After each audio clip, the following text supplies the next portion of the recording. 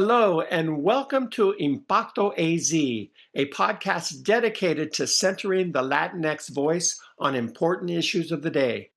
I'm Jonathan Higuera, your host, here along with co-host Juan Rodriguez. Today, our show wades into the controversy of the National Football League's decision to feature Bad Bunny as the main Super Bowl halftime performance artist.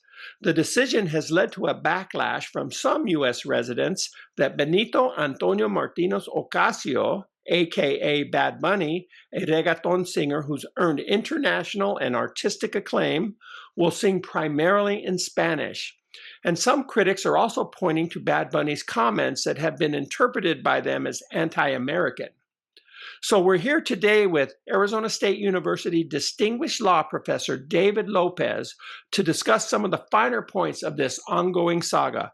Thank you for joining us today, David. It's great to be here, and it's great to see Juan Rodriguez.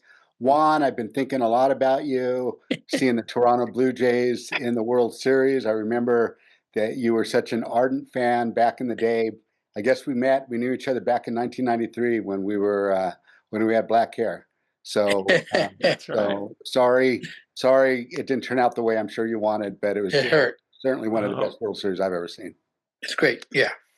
Where are you now? I'm at home in Colorado. I'm in Fort Collins right now. Okay. Yeah. It's good. This week I'm in Fort Collins. Yes. Oh, good. Okay. Well, it's good. Basking in 70-degree weather, I might add. Yeah. It's good to have the gang back together. Yes. And thank you, David, for mentioning the World Series, because that was an incredible World Series, wasn't it? I mean, at first I thought I wanted the Dodgers and I wanted the Blue Jays. Then by the end, it didn't matter to me who won. It was just great baseball, great drama. Yeah. Because I was, real quick, I was really, I was kind of upset when the game was over, but an hour later I was over it. I just said to myself, that was a great series. I mean, it was just amazing. Every little play, it could have turned it, Yeah. Every little bang play mattered in that series. Yeah. Yeah. And when we jump into it, I can connect the World Series to the whole Bad Bunny controversy, because of course what we saw in the World Series are Japanese superstars and Dominican superstars and Mexican superstars, and we saw really the international face of the World Series. And it was just tremendous. And, people were watching that series, not just in the United States and Canada, but all over the world. And it really reflected the Japan, diversity. Mexico, you name it, Venezuela, they were all represented. It reflected the global reach of baseball. And we'll jump into it, but that's where the NFL wants to go. Well, and speaking of global reach, I mean, we have an artist here who has a global reach, and Roger Goodell, the NFL commissioner, has said as much, that he was chosen because he brings such a diverse audience and a global audience that the NFL is seeking. So my first question for you, David, would be this, and it's something you mentioned to me once. You said you need to convince us why this isn't a frivolous debate to have over Bad Bunny being the Super Bowl singer, because there's a lot going on in the world. We all recognize that. So why is this one not frivolous? I don't even think it needs to necessarily be a debate. I think it's a teaching moment, and I think it really is an opportunity, for people to learn about the rest, the full United States, the history of the United States, and really understand that. And, this is a fallacy that everybody falls into. We look out our back door and we think that's the world.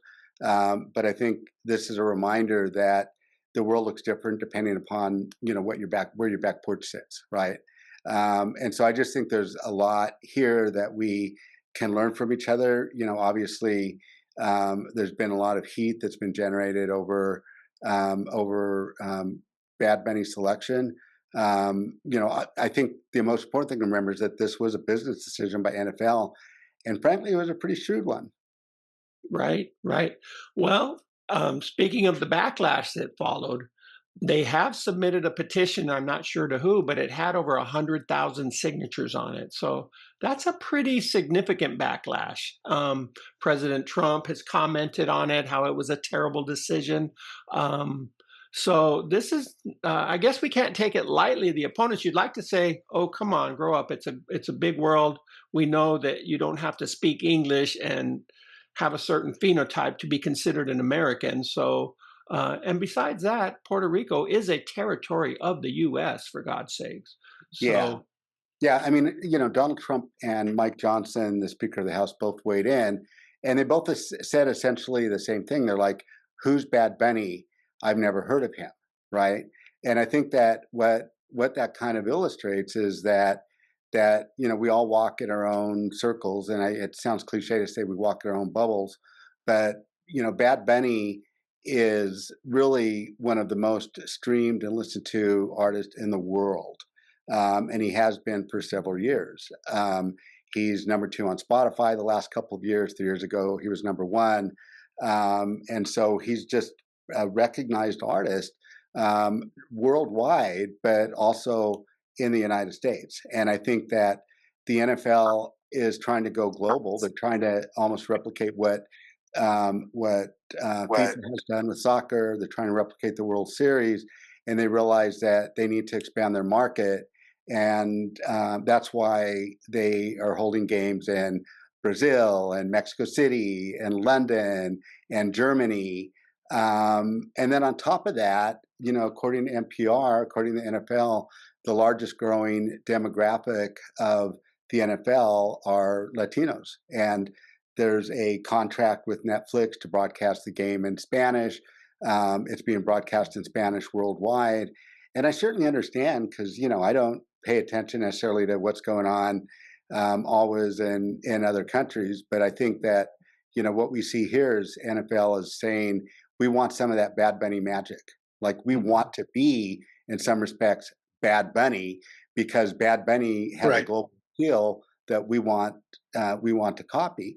And just because this person or that person hasn't heard of Bad Bunny doesn't negate the fact that Bad Bunny's a thing and he's a worldwide phenomenon, right? And he's an American, right? Well, that's right. That's right. And let's get into that here in a moment on the status of Puerto Rico and talk about how that's germane to this issue. But let me stop you there and talk.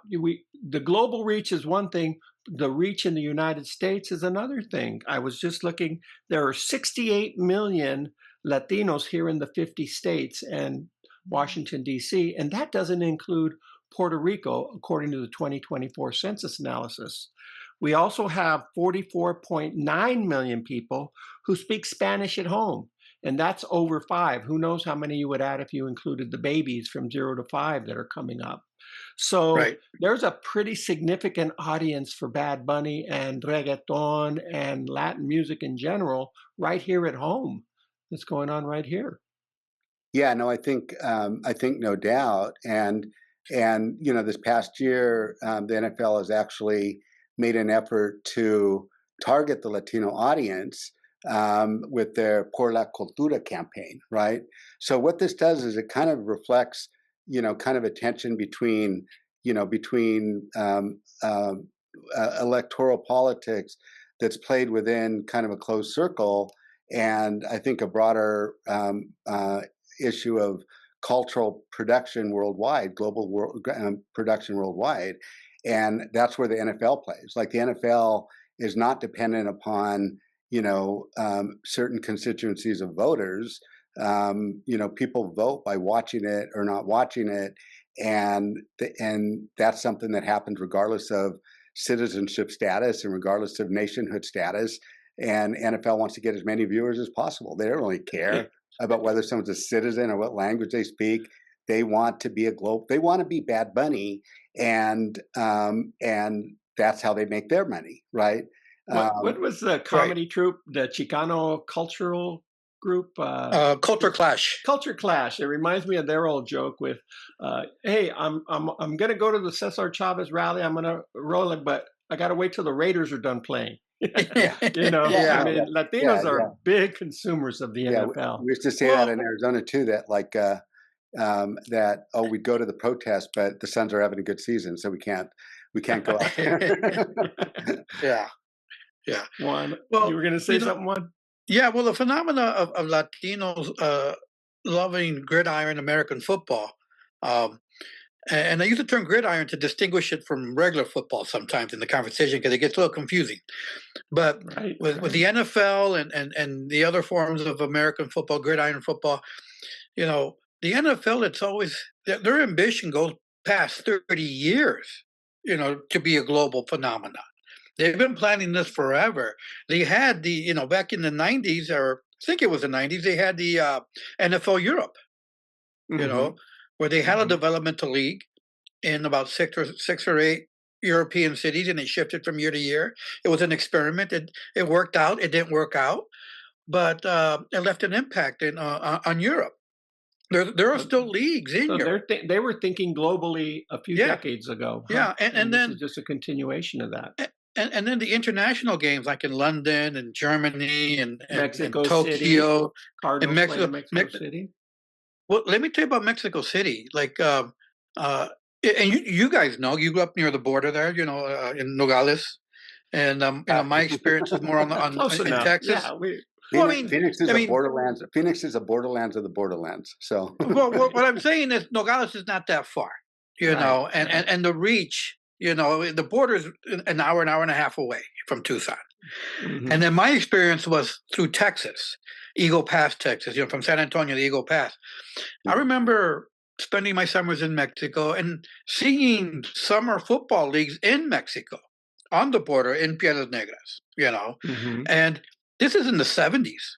Mm-hmm. Okay. They already had developmental leagues, high school leagues, organized football back then.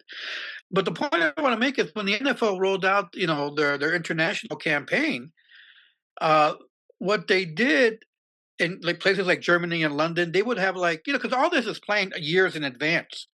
They have teams working on their marketing teams, and in the year following up to whoever's playing, whatever match is taking place, they have community events called, American Football 101, where they have it at bars or at, social events, and they teach, they have there's beer, there's food. And from what I understand, they just show people, through videos what American football is about, the rules. And this is heavy marketing. And Mexico was the only place you didn't have to do football 101 because in Mexico City, and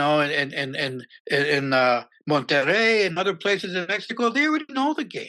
But how about this point? I want to raise it now, and let's address it. The majority of people watching the Super Bowl, and I don't have the data to back this up, but I feel pretty good about saying are going to be English speaking, right?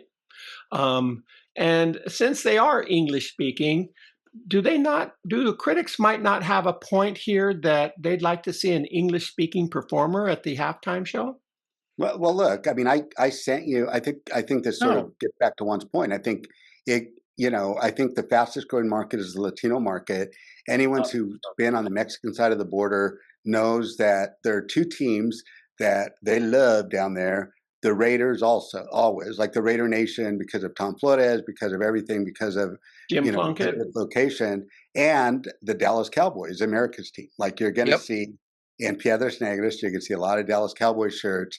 And so my family. I'm not sure what the demographics are, but I think NFL has basically concluded that the Latino market and the international market are the fastest growing demographics, and they want to tap into that. They want to be the World Series, right? They want to be FIFA, and right now they're not, right? But do you think Bad Bunny maybe overplays his hand a little bit when he says on Saturday Night Live as host that, he says something in Spanish and then says, "You didn't understand that? Well, you have 4 months to learn it." I mean, come on, this is still, for all it's worth, most of us are viewing and consuming this game and these performances in English. But let's go back. The insistence that someone speaks Spanish, someone speak English is not genuine, in my opinion. In 1968, in Game 5 of the World Series between the Tigers and the Cardinals, Jose Feliciano sang the national anthem. He sang it in English, but he sang it on an acoustic guitar with a little Latin flair to it. And people went bonkers over it. It was in English. I go bonkers over him anytime. I love that man's voice. No, they went bonkers in a negative way. Oh, I see. Okay. Why, I mean, why what's is this Oh. accented what's foreigner singing my anthem on a guitar? Mm-hmm. okay, Oh my. So, but but but so Lamar Kendrick performed. He's got a pretty good rhyme, and he's pretty fast, and it's hard to understand what he's saying. A lot of these performers, it's just good point. really super difficult to understand what they're saying. And I think the beautiful thing about Bad Bunny performing is that it opens up the world to other people, but also opens up the Mm-hmm. country because he's he's an Yeah, American citizen. Mm-hmm. I just got back from Colombia, and they had a big concert in Colombia. Guess who was playing? Guns N' Roses. You think everybody in Medellin who went to Guns N' Roses understood what they were saying? No, but the music spoke to them, and they took the effort to learn what these songs meant, and they attracted that. right, That's why you have Um, these artists that are always playing in Latin America that are predominantly English speaking artists. And what happens is right. that the consumers are like, man, I really love that music. Let me try to figure out what it is they're saying. It's like mm-hmm. Shakespeare. Like, who understands Shakespeare until you sit down and start reading the annotations, right? Right, right. And if I'm And I going to think be Bad real about Bunny, it, I don't understand what 90% of the artists of today are saying anyway. But well, yeah, I so mean yeah. that's it. I think that there's a lot of universality if people just spent their time listening to the music. Like Bad Bunny sings a song called it's called Caerita, right? And this is about a young woman who's very shy and very quiet until she starts drinking, right? Um, and certainly anybody in the United States in the ruralist areas know that person, right? That's a universal theme. The person that sort of flips their personality and becomes something else, right? And so I just think people need to kind of open it up and listen to what he's saying. And then I think there's a deeper issue in terms of not just the lyrics and the language of the lyrics, that the idiom of reggaeton is something that was developed in the U.S. Canal Zone by Panamanian workers on the U.S. Canal, and that was brought to New York City and Puerto Rico. And so it's as American as apple pie, folks. It just Mm-hmm. is. Like, it's the Right. idiom. And just because you haven't heard of that, right, doesn't mean that other people in the United States not only have heard of it, but they love it. Like, I'll look at certain charts and I'm like, who's that artist? Like, for this, there were a couple of country artists that I had not heard of, and they're like number 4, number 5 on the Spotify chart. I'm like, oh, maybe I'm just not walking in those circles, but I don't impugn that just because I haven't heard about it, they don't exist and they're not great, and people don't love them, Yeah. right? And so I just think it's an opportunity to understand your history and your country better. And Bad Bunny, I just think this moment just provides an incredible teaching moment. And for the sake of this Yeah, you're right. conversation, not that I agree with what some of the more conservative groups are saying, but they're No, also you're raising always on the issues. fence, John. No, Come on, I'm man. not. I'm being a journalist, and I'm I know trying you're to trying to be raise. your reporter, play both sides of the I'm devil's trying to advocate. raise issues that I've read about, right? And one of them is that his lyrics do get very political, or can be, are interpreted by some of these more conservative groups as anti-American, which I don't believe holds any water. But that's also something that's being used as an argument for a replacement, which I don't think they're going to have any success with, according to Mr. Goodell. Yeah, I mean, You're right. I think there have been 3 issues that have been raised. One is that one is that he's not American, which he is. So that's just a very ignorant, and very ignorant. Okay, let me stop you there before you go over the 3 points. What is the status of Puerto Rico, so that our viewers and all of us are clear? Because of course they are American, but they don't get to vote in a presidential election. Okay, and we talked about this before, and so I'm gonna put on the law professor hat, but I gave you both permission to tell me to shut the f up. So I'm gonna try to make this. I understand that. We'll be I looking for that I opportunity. understand. I know. I mean, it's not like you guys haven't done it before, but I want to. I want to be a little. I want to be a little professorial, right? But I'm going to try to keep it. I'm going to try to keep it real, right? I'm going to try to bring the law to the people Go for it. where it belongs. Bring it. Bring And it. so Puerto Rico was a Spanish colony, and for about 2 weeks in 1898, it finally achieved a modicum of freedom. And what happened is that the United States entered a war that in schools it's taught as the Spanish-American War, but what it really was the War of Cuban Independence, right? It was a part of a long Cuban independence struggle where they had been fought for their independence to decolonize from Spain for all this time. And so the United States shows up. It's all about remember the Maine. The Maine was blown up. Nobody knows why, but that was the U.S. reason to go in. And the U.S. had tremendous naval powers, so they were able to defeat the Spanish pretty fast. And then in the process, they grabbed Puerto Rico and they grabbed the Philippines too. So then Puerto Rico became a U.S. territory, right? And so, any questions before I go on? Because this is where I'm. Okay. Okay, keep going. Okay. All right. So I have a question. I have a quick question. Yes. Is that how we acquired Guantanamo as well? Oh yeah. Okay. So, now that's a different podcast. And so Cuba had nominal independence, but there was something called the Platt Amendment as a condition of independence, where the United States could go into Cuba anytime it wanted, and they had to let us use the base at Guantanamo. And so there was some like nominal fee that we still pay, and they send the check back. Okay, but it's all the same thing. This is all what they call the age of empire. This is the United States expanding globally, right? And so what happens is that that people are like, okay, well, we got this territory in the Philippines too. Like, you always have to keep the Philippines in mind. This is when Hawaii became a territory of the United States. So we're like just completely expanding.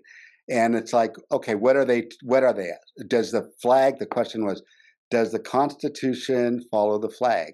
You have a flag in Puerto Rico. Are now the Puerto Ricans are entitled to all the rights under the Constitution? So a bunch of people like me back then, but with gray beards and whatever, they sat around and argued that.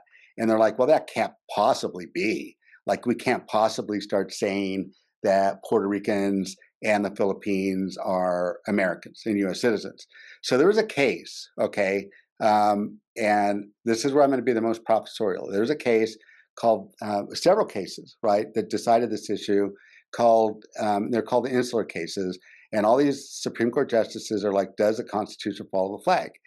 And they were, let's say, they were woke challenged, right? Because what the Supreme Court said is stuff like this.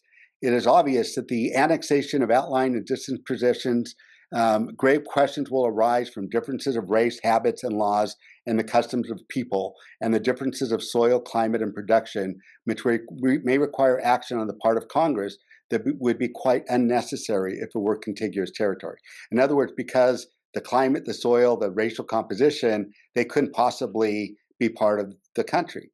And so, I'll have to stop you there, that you don't use any more of those long quotes like that, because that is but entirely I will. too professorial. I want to use this one because this is that's still a joke, by the way. This is still the whole thing.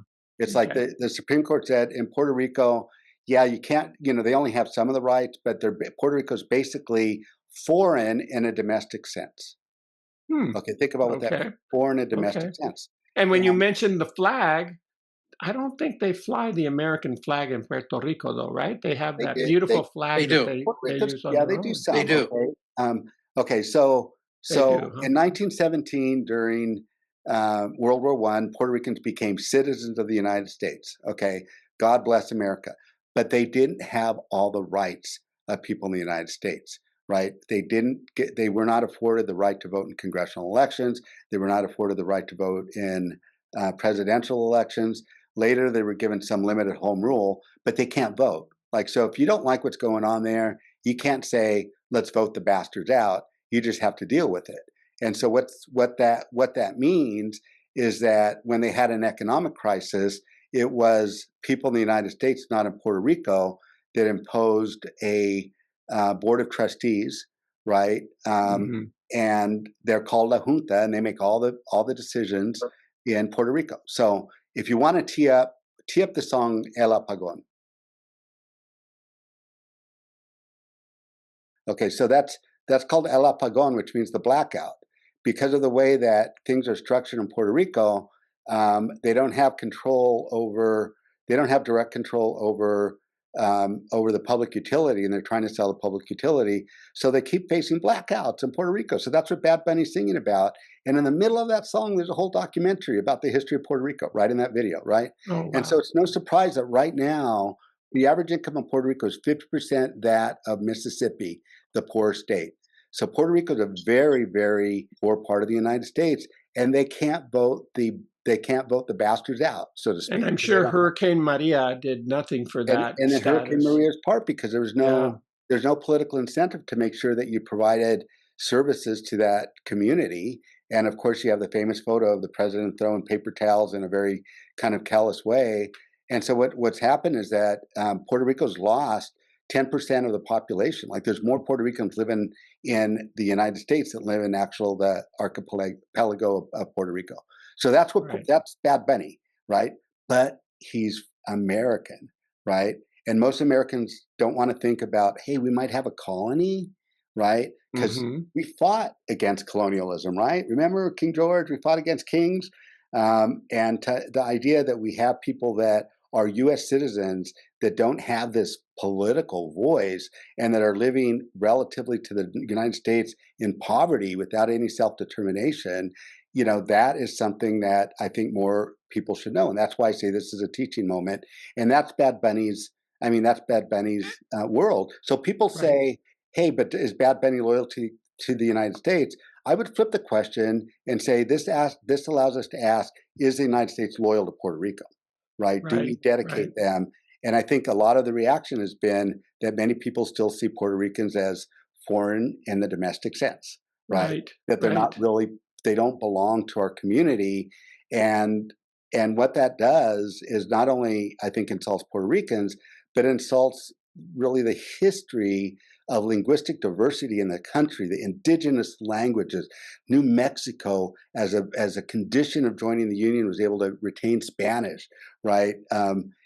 Texas has Amarillo and San Antonio and Los Angeles, and there's a history of linguistic diversity in the country. The first big Supreme Court case about linguistic diversity involved an effort to ban the use of German in the schools, right? This is a history of the country. And so this touches on all of that, right? The whole thing is like, well, he doesn't sing in English, or, this is America speak English, really is ahistorical. It doesn't talk about where the United States is now. The United States now is the second largest Spanish-speaking country in the world after Mexico. And it doesn't talk about the antecedents of this country, the indigenous languages, the long history of Spanish and German and other languages in the country. So and yet we still have a lot of movements. English-only movements are still being introduced at a federal level sometimes, at local levels. So we really haven't come to terms with this multilingual past. And President Trump signed many executive orders, but he signed one designating English as official language. And he says that we have one and only one official language. Establishing English as the official language will not only streamline communication, but also reinforce shared national values and create a more cohesive and efficient setting. But I think the reality that we live and we know is that people who come here speaking Spanish, they try to learn English, right? And some people have various levels of success. But here, what Bad Bunny challenges listeners around the world, including the United States, to do is, hey, I love the music, I love the beat, I want to dance to it. What's he singing about, right? And it just kind of forces us to sort of get into his superpower, right? And the superpower of bilingualism. And I don't think that's bad. That was a wonderful walkthrough of U.S. empire history, how Puerto Rico became what it is today, the territory it is today. I'm sure we have other places that are similar, right? We have other territories around the world as well. But for some reason, we seem to have, I'm thinking Tonga. I don't know if Tonga is a territory or Samoa, but American Samoa, yeah. We have a lot more Puerto Ricans that are here in the U.S. than we do Samoans, I would guess. And they've just enjoyed that migration, or maybe it's been forced upon them, but they've been able to travel back and forth. They call that the air bridge. And I know Brother Juan has spent a lot of time in Chicago, and Puerto Ricans have been very instrumental. But I think in the United States, you look at Lin-Manuel Miranda, right, who wrote, this sort of brilliant remake of American history with Hamilton. You think about Rita Moreno, you think about Jose Feliciano, you just think of like so many people who have been so integral to like the culture of this country, who were part of this Puerto Rican diaspora, right? And then the whole idea of salsa music is something that, you know, I have to be very careful here because the Because Cubans they and and Cubans have a very intense Puerto Ricans rivalry. fight over who started it, right? Right. And The they both Dominicans did as in their well. own way. But what happened with the Puerto Rican diaspora in New York is they brought in the trombone and they brought in the clave and they gave it their own thing. And so salsa, you know, people are like, salsa music, that's foreign music, whatever. But salsa music is, again, a product of the United States. And so You one of can the songs, I've never considered calling salsa music homegrown music, but it because really because it's is. Yeah. beloved throughout the world, right? It's beloved throughout the world. But it, you know, 1975, the Fania All Stars performed in Yankee Stadium, right? And that was sort of like the you know, salsa music blowing up in the United States. Wasn't an import. With It's New Yorkers with probably and other Puerto Ricans from the with the island. New Ricans, and but politics, the politics that you had back then, the politics that gave us, you know, Lin-Manuel Miranda, Sonny Sotomayor, are the politics that you still see here. And again, it's like flipping the question, because people don't ask. People are like, well, do they feel American?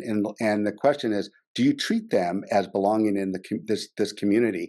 Do you respect them? Do you respect Puerto Rico, you know, for its cultural distinctiveness as you would cultural distinctiveness in any other part of this country, right? And I really love how you lay that out, and how that's part of the history of this country, because on a more base level, I think I hear what I hear a lot from critics of various in these cultural wars a lot of times is the Latinos. To me, it breaks down to the Latinos are coming, and they don't want to learn English.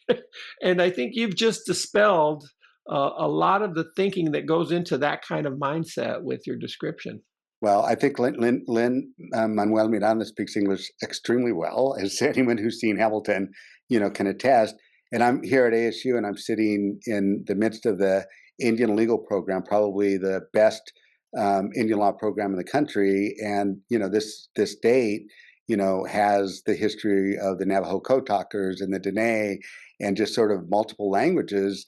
And like the Dene, the Puerto Ricans have really one of the highest records of service in the U.S. military of any group in the United States. Yet we're here having Bad Bunny like criticized as somehow being other, and you know, largely because he refuses to be othered. He just wants to be who he is. I heard a great quote by Becky G.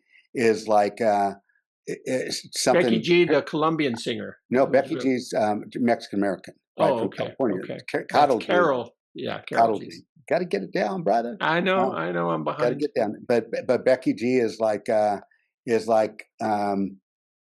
like we don't want to try not to be us because we love us, and that's Bad Buddy. Like he loves, obviously he loves Puerto Rico. He did a residency in Puerto Rico, where he performed there, and people came from all over the world. It was such a boom for the economy. People came from all over the world. I have students, like you have photos of like I saw one critic podcast. Some of these people just are trolling, but he's like, Bad Bunny hates white people.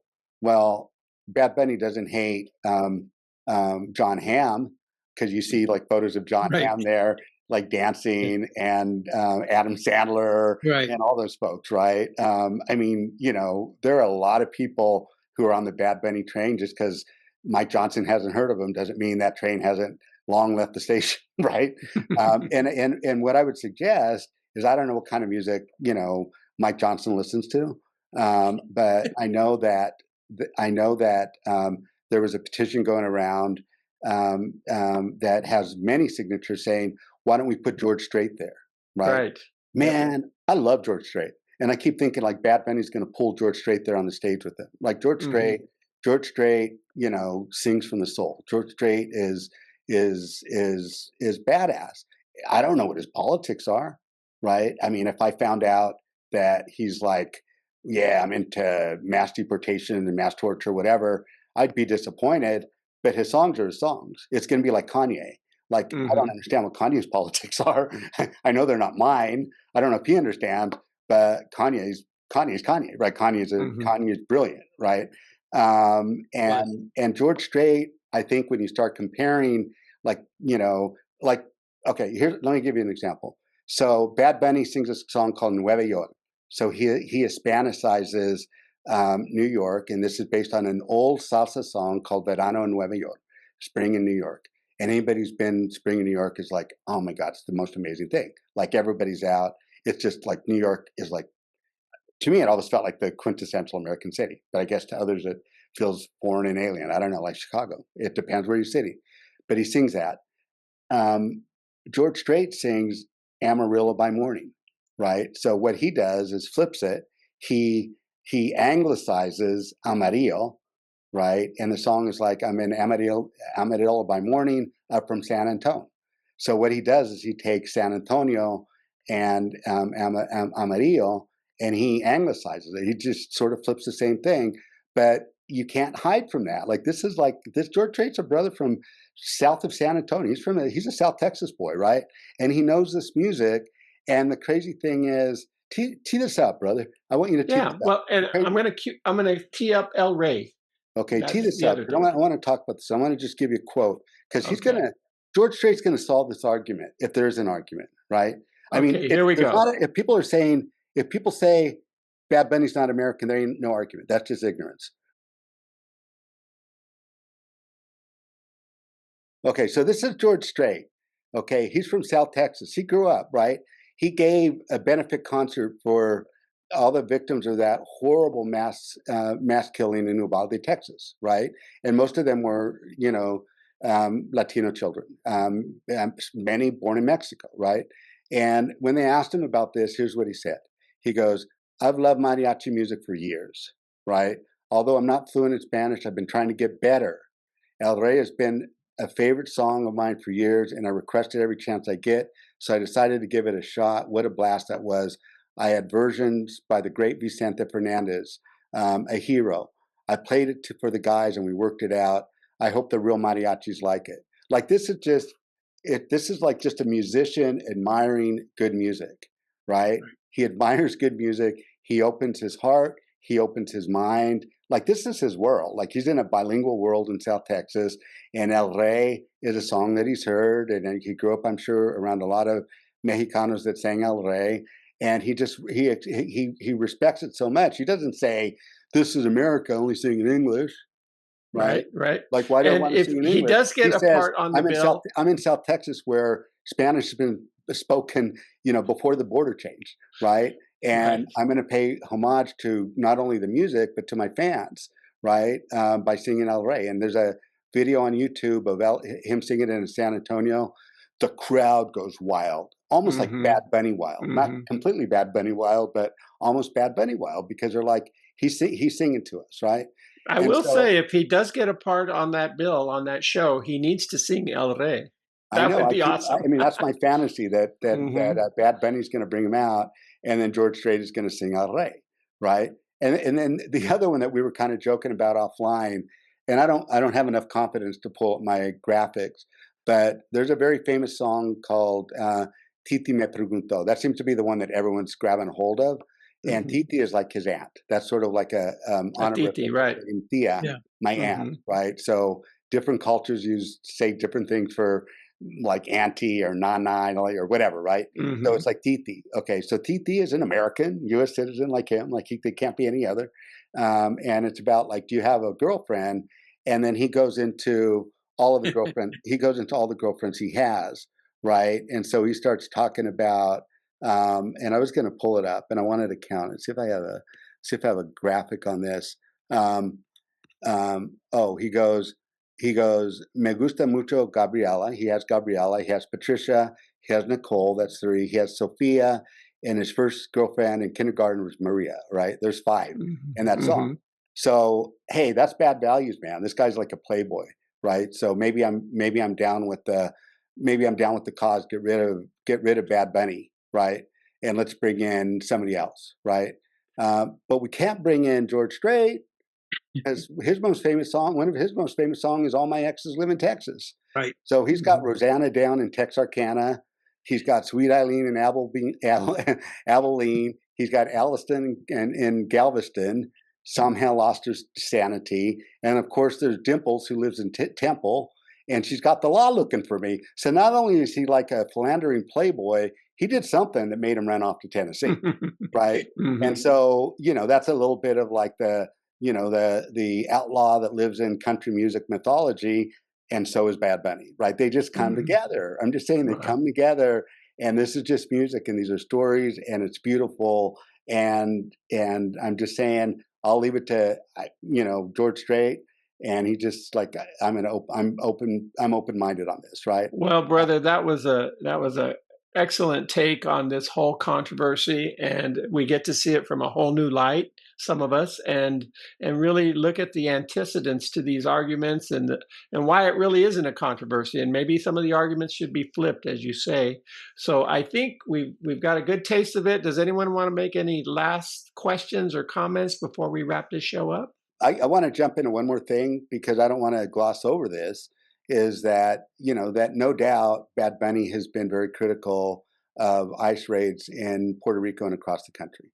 And in Puerto Rico, it was mostly the longstanding Dominican community, and he's basically like the racial profiling, right? And a lot has been made of the fact that he doesn't want, he didn't schedule any dates outside of Puerto Rico in the United States, because he was concerned for his fans, right? He was concerned for his fans, because you don't have to be a citizen to see a culture, to see a concert, right? You don't. Just like you don't have to be to watch the Super Bowl. And he spoke out on that, and people are like, well, that's un-American, but it really isn't. That's just as American as apple pie to have a disagreement about this. And I think right now the polls are showing, that President Bush has overreached on this issue. New York Times recent poll says 52% of Mr. Trump's handling of immigration, the immigration issue, 50% said his actions around immigration have gone too far. So he's not going out on a limb. And what he's also doing, because these are communities that he knows firsthand, maybe Mike Johnson doesn't know it, right? Maybe some of the podcasters don't know these, but he's seen how these actions are busting up families, right? Busting up mixed status families with American children, and taking away good people, working people, and just forcing them to live in terror. And he's standing up. You don't have to agree with that. You don't have to agree with me on that. And like I said, if George Strait is like, I think everything you said, Lopez, is full of shit, I'm like, thank you, I respect your opinion, but I love your music still. Just like I tell Kanye West, like, keep it coming, man, but I don't know anything you're talking about. I don't know, when you speak outside of your music, I have no clue what you're talking about, where that's coming from, right? Okay. Well, Juan, do you want to, I mean, we could wrap it up now. I think we went over our time limit a little bit, but what the heck? Is there another question? Well, not so much a question, David, thank you for coming on and just breaking everything down for us. It was really enjoyable, and you did it in a way where we learned a few things. But getting back to Bad Bunny, I mean, he's very proud of being Puerto Rican. He's very proud of being Latino. In fact, when he's done a few movies. He was just in Happy Gilmore 2, and he was in Bullet Train with Brad Pitt and a few others. And Brad Pitt loves on him too. Like everyone meets him, loves on him. But what I found unique about those movies, in fact, Bad Bunny plays a Mexican cartel guy in the movie, and Bullet Train. Whoa. Yeah. He plays a cartel guy, and he's a hitman. But what I noticed, when I first saw the movie, the thing I found unique about it, his movie credit is not Bad Bunny. He goes on as his full name. Benito. Oh, does he? That's how important it is to him. His name is very Spanish. I mean, it's you can't get more Spanish name like that. That's almost like me, like Juan Alfredo Rodriguez Martinez. Well, now I'm going to go into like my provincial hometown homer mode and ask, why is it that Freddie Prinze played a Chicano and Chico and the Man, and J-Lo played Selena, and Bad Bunny's playing a Mexican hitman, right? no, this is an ongoing like back and forth I have with one of my colleagues at Well, Rutgers. it works a lot of different ways. No, I So know, what's I her know. name? I'm just playing on that, but I Yeah. just like I'm like, that's good, and I Well, at mean, least John Leguizamo got to play an Italian in Son of Sam. So well, there was a Lin-Manuel little Miranda reverse. played Alexander Hamilton, so Hmm. so we can do it. That's a whole different podcast. Yeah, that's a lot. There's a lot on that. I got a lot of Yeah, thoughts on that, and then there not is. all. I got yeah. There are a lot of. I think, yeah, I think Hamilton's a product of its time. It's brilliant. Like the music's brilliant, the rhyme's brilliant. But I'm not sure if it's dated itself well, but I think I think the production itself. I think it's appropriate to end this podcast by saying "Viva Boricua!" Yeah, and go. Hip hop. Everybody Boricua. go. Yeah. And watch the La, Super Bowl and go la to a Isla de Bad Bunny Encanto. concert. La Isla de Encanto. Yeah, And go. go to Go. La Isla Encanta. And Exactly. you may not like, I know a lot of us old timers, had a hard time getting into Bad Bunny too. We got to be real. We Not can't act really. like we can't act like we've been into Bad Bunny all along. I am, Oh, because no. I Right. work with young people. I work with young people. So they're like, Mm-hmm. so I go, I know who butters my bread. Right. But it gets to you, man, after a while. It's good. It's good stuff. It's brilliant. Okay. And this was a good podcast. And with that, I want to say, one, thank you, David Lopez, for sharing your insights with us. Juan Rodriguez for always being there for us as our co-host. And I'd also like to thank our audio engineer and technical director, Ron Oyos, for always bringing us quality video and audio to these podcasts. And with that, I would only say, remember to like and subscribe to this channel, YouTube channel, so we can continue bringing you content like this. And with this, I would like to say thank you very much for appearing and have a great day, everybody.